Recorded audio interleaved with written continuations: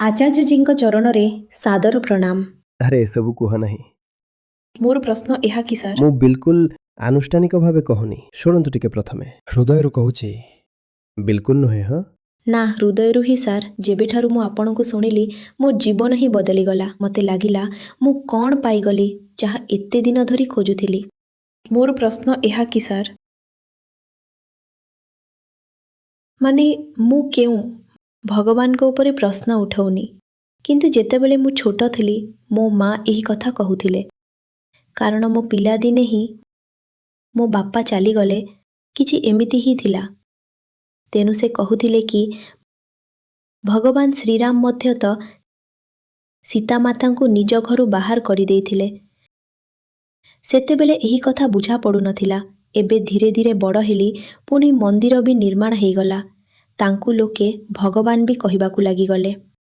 ତେଣୁ ମୋ ମନରେ ସବୁବେଳେ ଏହି ପ୍ରଶ୍ନ ଉଠେ କି ଯଦି ସେ ସତରେ ଭଗବାନ, ତେବେ ସେ ସୀତାମାତାଙ୍କ ସହ ଏମିତି ଦୁର୍ବ୍ୟବହାର କାହିଁକି କଲେ? କାଳେ ଏମିତି ତ ନୁହେଁ କି ତାଙ୍କ ଯୋଗୁଁ ହିଁ ଅନେକ ପୁରୁଷ ଆମ ନାରୀମାନଙ୍କ ସହ ଖରାପ ବ୍ୟବହାର କରୁଛନ୍ତି? ମାନେ ସେମାନଙ୍କୁ ଅବହେଳା କରାଯାଉଛି ଓ ଅନ୍ୟାନ୍ୟ ଜିନିଷ। ତେବେ ଏମିତି ତ ନୁହେଁ କି ଆଦର୍ଶ ଆମ ଉପରେ ହିଁ ଅଛନ୍ତି, ଯାହାର ଆମେ ପୂଜା କରୁଛୁ, ମନ୍ଦିର ତିଆରି କରୁଛୁ। ତେଣୁ ମୋତେ ଏ ବିଷୟରେ ଟିକେ ନଲେଜ ଦରକାର।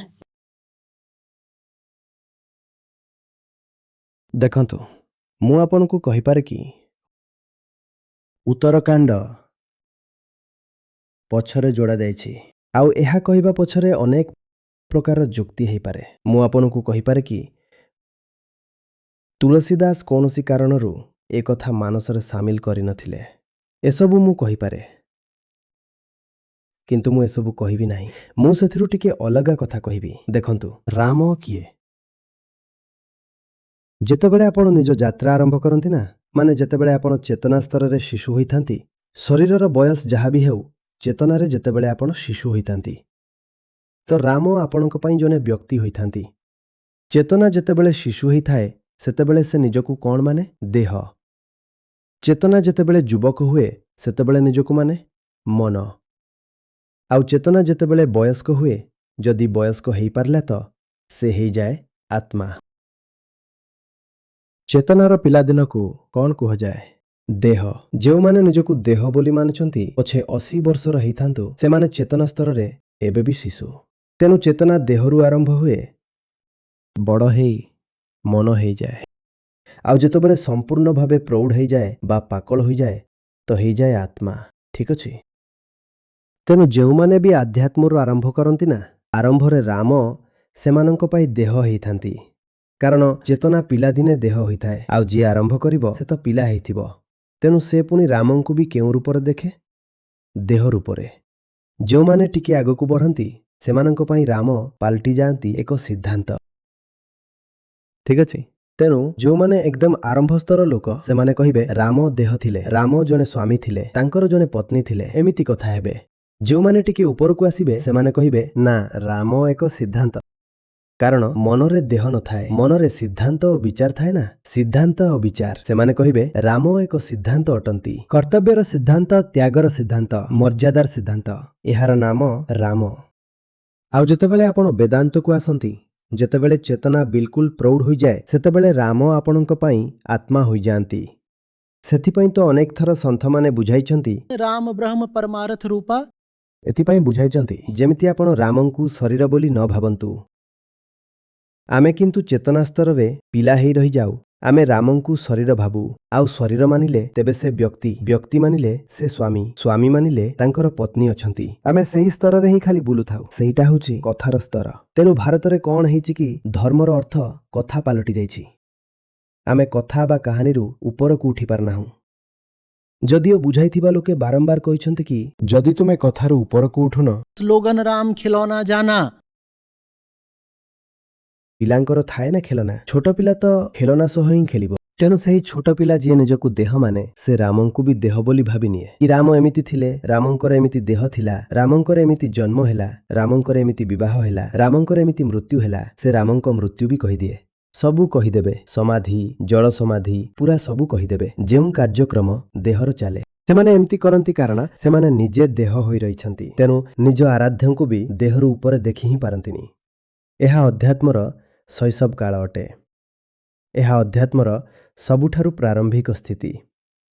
ଆମକୁ ଏଥିରୁ ଆଗକୁ ଯିବାକୁ ହେବ। ଆମକୁ ଉଚ୍ଚତମ ସ୍ତରକୁ ଯିବାକୁ ହେବ, ଯେଉଁଠି ଆମକୁ ରାମଙ୍କର ଉଚ୍ଚତମ ଅର୍ଥ ମିଳିପାରିବ। ଆଉ ଉଚ୍ଚତମ ଅର୍ଥ ଆପଣ ଜାଣନ୍ତି ନା ରାମଙ୍କର? कहे कबीर सो राम हमारा निर्गुण सगुण दो से न्यारा। राम निरंजन न्यारा रे अंजन सकल पसारा रे। ସେ ହିଁ ହେଉଛନ୍ତି ଅସଲି ରାମ। କଥା ବୁଝା ପଡୁଛି? ନିଜେ ତୁଳସୀଦାସ ଶ୍ରୀରାମଙ୍କୁ କିପରି ଭାବେ ନିରୂପିତ କରିଛନ୍ତି? ହଁ, अविगत अलख अनादि अनूपा राम ब्रह्म परमारथ रूपा। ଏ ହେଉଛନ୍ତି ରାମ।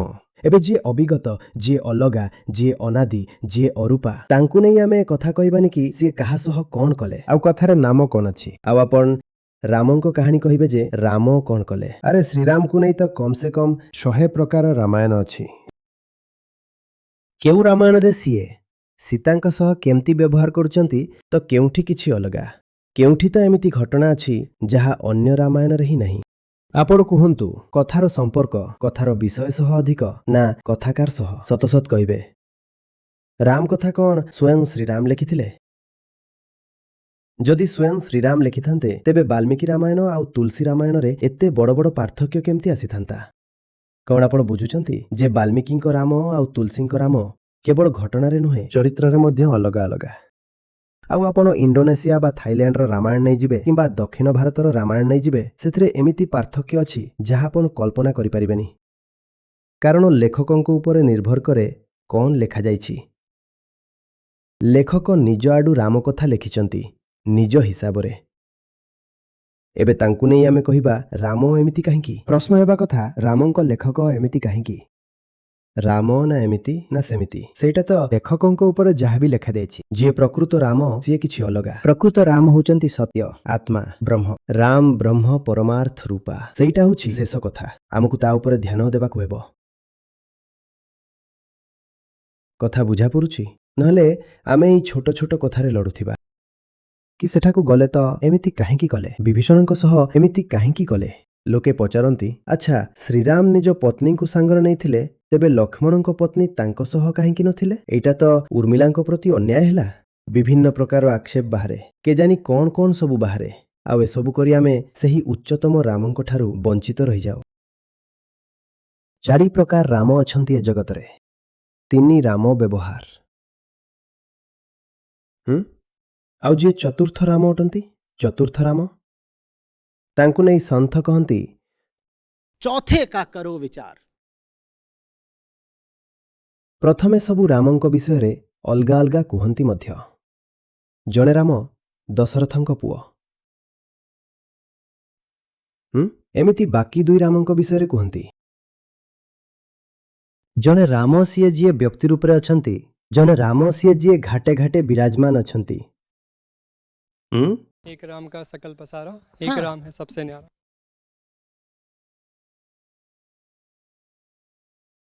ତେଣୁ ଆମକୁ ଅଧ୍ୟାତ୍ମର ପିଲାବେଳରେ ରହିବାର ନାହିଁ। ପିଲାଳିଆ କଥା ପିଲାମାନଙ୍କ ପାଇଁ ଅଟେ। କୌଣସି ଛୋଟ ପିଲା ପାଇଁ କାହାଣୀ ଇତ୍ୟାଦି ଠିକ୍ ଅଛି। ରମଣ ମହର୍ଷି ବିଲକୁଲ ଏହା ହିଁ କହୁଥିଲେ, ଯାହାକୁ କିଛି ବୁଝା ପଡ଼େନି ତାକୁ କାହାଣୀ ଶୁଣେଇ ଦିଅ। କିନ୍ତୁ ଯିଏ ବୁଝିବାକୁ ଲାଗିଲେନି ସେ ବି କ'ଣ କାହାଣୀ ଧରି ବସିବେ? ରମଣ ମହର୍ଷିଙ୍କୁ ପଚରାଗଲା କି ଯିଏ କିଛି ଶୁଣିବାକୁ ପ୍ରସ୍ତୁତ ନୁହଁ ତାଙ୍କୁ କ'ଣ ଶୁଣାଇବା? କହିଲେ ତାଙ୍କୁ କାହାଣୀ ଶୁଣାଅ। ତାଙ୍କୁ ଉଚ୍ଚକୋଟୀର କଥା ବୁଝା ପଡ଼ୁନି, ତେଣୁ କାହାଣୀ ଦେଇଦିଅ। ଏଇଟା ରମଣ ମହର୍ଷିଙ୍କ ଉତ୍ତର ଥିଲା। କିନ୍ତୁ ଯଦି କାହାଣୀରେ ରହିବ ତେବେ କାହାଣୀରେ ତ ବ୍ୟକ୍ତି, ପାତ୍ର, ଚରିତ୍ର ଥାନ୍ତି। କେବଳ ଚରିତ୍ରମାନଙ୍କ ଭିତରେ ଅଟକି ରହିଯିବ ଆଉ ନିଜେ ବି ଗୋଟେ ଚରିତ୍ର ହେଇ ରହିଯିବ, ଲାଭ ମିଳିବନି। କାହାଣୀରୁ ଉପରକୁ ଉଠିବାକୁ ହେବ, ରାମତ୍ୱର ମର୍ମ ଯାଏଁ ପହଞ୍ଚିବାକୁ ହେବ। ରାମ କୌଣସି ବ୍ୟକ୍ତି ନୁହନ୍ତି, ରାମଙ୍କୁ ସତ୍ୟର ରୂପରେ ଜାଣିବାକୁ ହେବ। କେହି ଯଦି ପଚାରେ କୁହନ୍ତୁ ଶ୍ରୀରାମ ହେଉଛନ୍ତି ସତ୍ୟ, ଆତ୍ମା, ବ୍ରହ୍ମ, ଠିକ୍ ଅଛି, ସେ ପର୍ଯ୍ୟନ୍ତ ଯିବାକୁ ହେବ।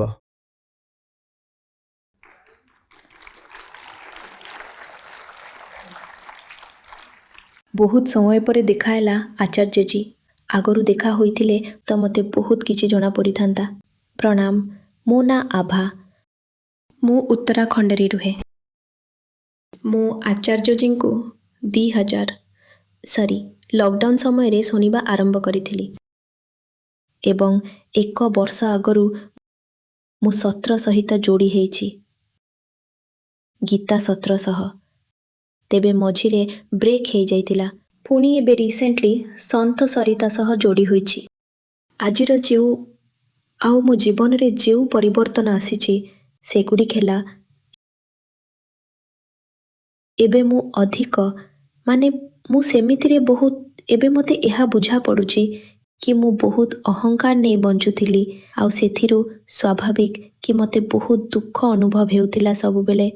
ଛୋଟ ଛୋଟ କଥାରେ ବି ଯେମିତି ମୋତେ ଲାଗେ ଯେତେବେଳେ ପିଲାଟିଏ ବଡ଼ ହୁଏ ତେବେ ଟିନ୍ ଏଜ୍ ସେହି ଅବସ୍ଥା ଯେଉଁଠି ତାକୁ ବହୁତ କିଛି ଜିନିଷ ବୁଝା ପଡ଼ିନଥାଏ। ତେଣୁ ସେ ଜାଗାରେ ଯଦି ଏହି ସବୁ ଜ୍ଞାନ ଆଗରୁ ଜଣାଥାଏ କାହାକୁ, ତେବେ ତାକୁ ସେ ସବୁ ଦୁଃଖ ହେବ ନାହିଁ ଯାହା ଅଜ୍ଞାନତା କାରଣରୁ ସେହି ଅବସ୍ଥାରେ ହୋଇଥାଏ। ଯେତେବେଳେ ଲୋକ ବିନା ଜ୍ଞାନରେ ବଡ଼ ହୋଇଯାଆନ୍ତି, ଏମିତି ବୟସ୍କ ହେଇଯାଆନ୍ତି, ତେବେ ସେମାନେ ଏକ ପ୍ରକାର ନିସ୍ତେଜ କରିଦିଅନ୍ତି ସେହି ସବୁ ଜିନିଷକୁ ଯାହା ପ୍ରତି ସେମାନଙ୍କର କ୍ୟୁରିଅସିଟି ଥିଲା। ତେଣୁ ମୋତେ ବହୁତ ସମୟ ଲାଗିଲା। ବହୁତ ସମୟ ପରେ ଦେଖା ହେଲା ଆଚାର୍ଯ୍ୟଜୀ। ଯଦି ଆଗରୁ ଦେଖା ହେଇଥାନ୍ତେ ତ ମୋତେ ବହୁତ କିଛି ଜଣା ପଡ଼ିଥାନ୍ତା। ଏବେ ପୁଣି ଦେଖିବା ପରଠୁ ମୋତେ ବହୁତ କିଛି ବୁଝା ପଡ଼ୁଛି।